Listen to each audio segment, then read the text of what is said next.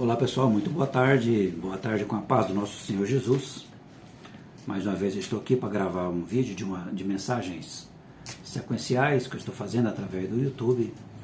Eu sou o pastor Cleison e mais uma vez eu quero lembrar você, inscreva no canal, né?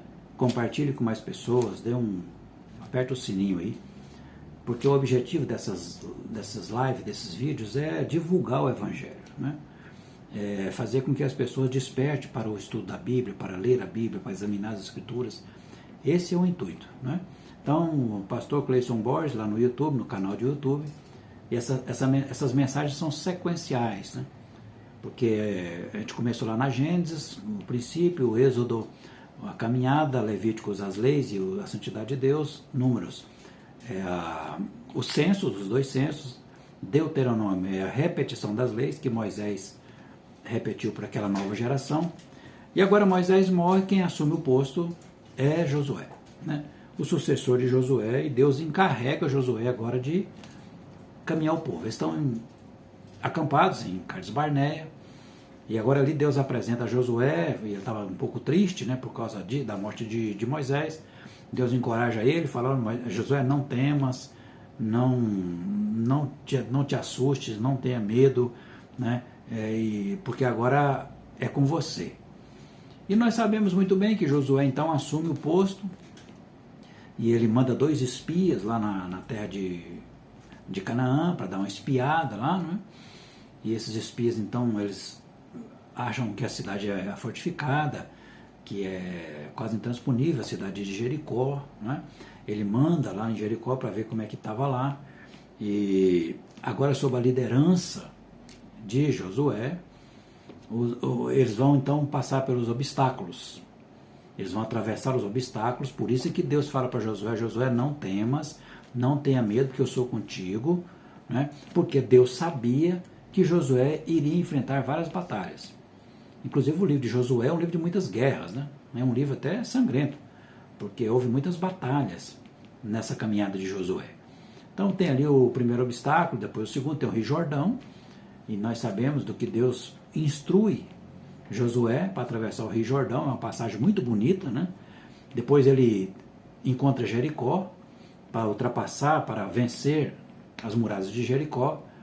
E muitas pessoas entendem, né, de uma forma errônea, que foram 7 voltas para as muralhas ruir. Não foram 7 voltas, foram 13 voltas, né? Uma por dia, e na última foi 7. Então são 7, 6, 13. Depois de 13 voltas, então a trombeta toca e as muralhas ruem, e eles então tomam Jericó. Nós sabemos também que esses 2 espias foram guardados lá por uma prostituta chamada Raabe, e dessa Raabe então veio lá a dinastia, a descendência de Jesus, né? E interessante que esses espias foram parar logo na casa de uma prostituta, né? E depois então de Jericó, conquistar a cidade de Jericó, tem uma cidade chamada Ai, que é mais um obstáculo a ser vencido. E nessa cidade chamada Ai, o exército israelense, o exército hebreu, eles perdem a batalha. E por causa dessa derrota, Josué questiona o Senhor, né? Por que eles perderam aquela guerra, sendo que havia uma promessa que eles iriam chegar em Canaã. E Deus então explica para Josué que eles perderam a guerra, inclusive com muitas mortes, porque havia pecado no arraial. E então esse pecado no arraial era justamente porque Acã, né, um deles, trouxe alguns despojos que não era permitido, a capa babilônica, alguns objetos, né, e escondeu dentro do arraial. Foi lançado sorte, descobriram que foi através de Acã. E então Deus castiga Acã e toda a sua família, né? Engolindo eles na terra.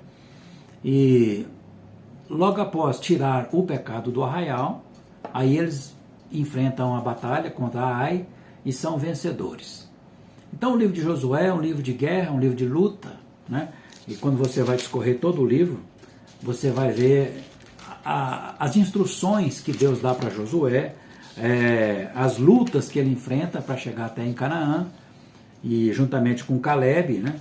E eles então, depois de tudo organizado, depois de vencer esses obstáculos, vencer essas guerras ferrenhas, né?